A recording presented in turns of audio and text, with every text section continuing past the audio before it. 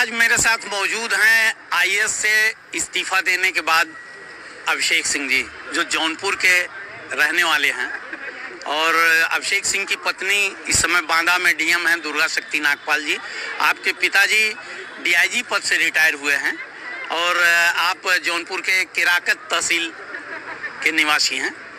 हम बात करेंगे अभिषेक सिंह जी से तमाम कई मुद्दों पे। सबसे पहले तो अभिषेक जी, लोग आईएएस बनने के लिए सपना देखते हैं, बहुत लंबा सपना, परिवार का सपना होता है कि आईएएस बनना, और आपने आईएएस जैसी नौकरी को आपने ठोकर मार दी, उसको इस्तीफा दे दिया। क्या है आगे की रणनीति, क्या है? देखिए, पहली चीज़ तो यह है कि आज की तारीख में, आज 26 अक्टूबर है, आज की तारीख में मैं आईएएस अधिकारी हूँ। इससे ज़्यादा मैं कुछ नहीं कहूँगा। दूसरी बात, जब मैंने अपनी ज़िंदगी की शुरुआत करी तो मुझे ऐसा लगा कि अपनी ज़िंदगी को ना सिर्फ एक प्रोफेशन में नहीं बांधना चाहिए कि अभिषेक सिंह क्या हैं।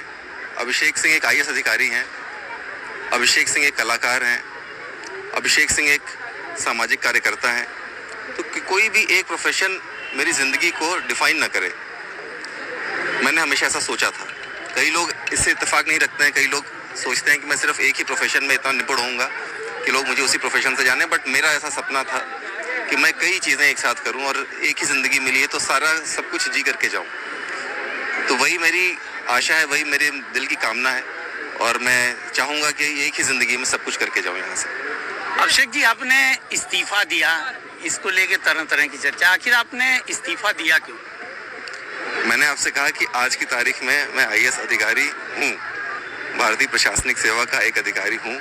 इससे ज़्यादा मैं कुछ नहीं कहना चाहूँगा। आज इस्तीफा देने के बाद आदमी का दो ही होता है, आप जिस उसमें हैं, आप अभिनेता या नेता, दोनों में क्या आपकी ख्वाहिश है बनने की? देखिए, मेरी ख्वाहिश है एक बहुत अच्छा इंसान बनने की, और जितने भी लोगों की ज़िंदगी को मैं टच करूं, उन सभी लोगों की ज़िंदगी में मैं खुशियां लेकर के आऊं। इससे ज़्यादा बड़ा सपना और इससे अच्छा सपना मैंने आज तक कभी देखा नहीं, और मैं यही सपना लेकर के अपने ज़िंदगी को जीना चाहता हूं और यही करना चाहता हूं अपने जीवन में।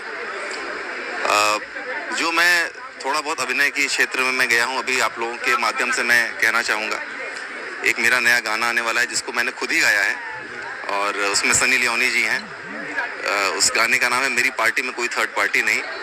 बहुत मस्ती भरा गीत है, आप सब लोग उसको सुने और उसको एंजॉय करें। आज नवरात्रि के इस अवसर पे हम लोगों ने आज यहाँ पे एक डांडिया नाइट रखी थी। मुझे बहुत अच्छा लगा, बहुत ढेर सारे परिवार आए यहाँ पर और खूब ढेर सारी लड़कियाँ सम्मिलित हुई, खूब ढेर सारे लड़के सम्मिलित हुए। बहुत मिलजुल करके हमने, सभी धर्म के लोग, सभी वर्ग के लोग सम्मिलित हुए। सब लोगों ने एक साथ डांडिया बहुत धूमधाम से मनाया, बहुत अच्छे से नृत्य किया। मैंने जब कुछ दिनों पहले यहाँ पे गणपति उत्सव किया था तो मैंने कहा था कि मेरा उद्देश्य ये है इस गणपति उत्सव को करने का कि मेरा जौनपुर एक संगठित जौनपुर बने, एक समृद्ध जौनपुर बने और प्रसिद्ध जौनपुर बने। उसी सपने को लेकर के मैंने आज ये डांडिया नाइट का आयोजन किया।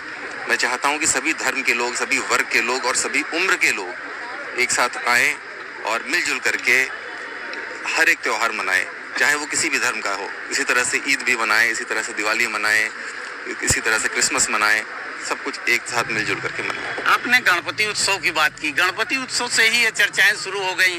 भाजपा के प्रदेश अध्यक्ष भूपेंद्र चौधरी का आना और तमाम ऐसे सीक्वेंसेस जिससे ये चर्चाएं शुरू हो गई कि अभिषेक सिंह अब नेता बनने वाले हैं। 2024 के चुनाव को लेकर चर्चाएं शुरू हो गई कि अभिषेक सिंह जौनपुर से प्रत्याशी हो सकते हैं। देखिए, चर्चाएं तो होती रहनी चाहिए और अगर मेरे नाम पे इतनी चर्चाएं हो रही हैं तो बहुत अच्छी बात है कि इतनी मेरा नाम उस लायक समझा जा रहा है कि मुझे चर्चा में शामिल किया जा रहा है। मैं जौनपुर की मिट्टी से बड़ा हुआ हूँ और मुझे लगता है मैं ना एक मिडिल क्लास लड़के का सपना जी रहा हूँ, और मुझे देख करके बहुत ढेर सारे मिडिल क्लास युवा जो हम जैसे ही परिवार में पैदा हुए, हम जैसे ही पढ़ाई लिखाई की उन लोगों ने, वो भी सपना देख सकते हैं कि आप ज़िंदगी में कुछ भी कर सकते हो। पढ़ लिख करके आप मेहनत से आईएएस बन सकते हो। आईएएस बनने के बाद आप जिस भी फील्ड में चाहो आप उस फील्ड में जा सकते हो, क्योंकि आपको इतना अच्छा एक्सपोजर मिलता है, आपको इतने लोगों के साथ में काम करने का मौका मिलता है, इतना कुछ आप सीखते हो, तो आपके अंदर टैलेंट की जो कमी होती है वो पूरी हो जाती है। आपको बहुत अच्छा एक्सपीरियंस मिल जाता है। तो मैं चाहता हूँ कि ये जो प्रेरणा जो मैंने सीखा है, जो मैंने इतने लोगों से इतना कुछ सीखा है, वो सबको मैं दे सकूँ, और अगर मुझे मेरी ज़िंदगी से किसी को प्रेरणा मिल सके तो मुझे लगता है इससे ज़्यादा भाग्यशाली मैं अपने आप को नहीं समझ सकता हूँ। आप राजनीति में आते हैं तो उत्तर प्रदेश को चुनेंगे या महाराष्ट्र को? देखिए, मैं राजनीति में आता हूँ तो मैं भारतवर्ष को चुनूँगा, और मेरा पूरा भारतवर्ष में चाहे जौनपुर हो, चाहे उत्तर प्रदेश हो, चाहे महाराष्ट्र हो, चाहे बॉम्बे हो, सब बराबर ही हैं। और जब हम लोग IAS में आते हैं तो भी ऐसा ही होता है कि हमारे हाथ में कुछ नहीं होता। जो भी जगह मिलती है हमें वहाँ पे काम करना होता है। इसी तरीके से मैंने उसी निष्ठा के साथ में कार्य किया है, और जिस भी फील्ड में रहूँगा मैं, अभिनय के क्षेत्र में जो भी मैंने कार्य किया है पूरी निष्ठा के साथ में किया है, पूरी लगन के साथ में किया है। तो आगे जिस भी फील्ड में मैं जाऊँगा पूरी निष्ठा और पूरी लगन के साथ काम करूँगा। एक अंतिम सवाल, चर्चाएं बराबर हो रही हैं इस समय मीडिया में कि योगी जी जो प्रदेश के मुख्यमंत्री आपसे नाराज चल रहे हैं, क्या है इसमें सच्चाई क्या? इसका जवाब तो योगी जी ही दे सकते हैं, बट मुझे नहीं लगता कि वो मुझसे नाराज़ हैं। और सरकार का और सरकारी अधिकारी का जो एक रिश्ता होता है वो पिता पुत्र के जैसे होता है, और अगर कभी भी उनको कोई बात होगी तो ज़रूर मुझसे कहेंगे, बट ऐसी कोई बात है नहीं। और आज की तारीख में मुझे नहीं लगता कि ऐसी बातें किसी को भी कहनी चाहिए कि वो मुझसे नाराज़ हैं। वो मुझसे बिल्कुल भी नाराज़ नहीं है और पूरी तरह से खुश हैं। अंतिम ये है कि अगर आप राजनीति में आते हैं तो कौन सा दल चुनेंगे? मैंने आपसे पहले भी कहा कि मैं आज की तारीख में भारतीय प्रशासनिक सेवा का अधिकारी हूँ।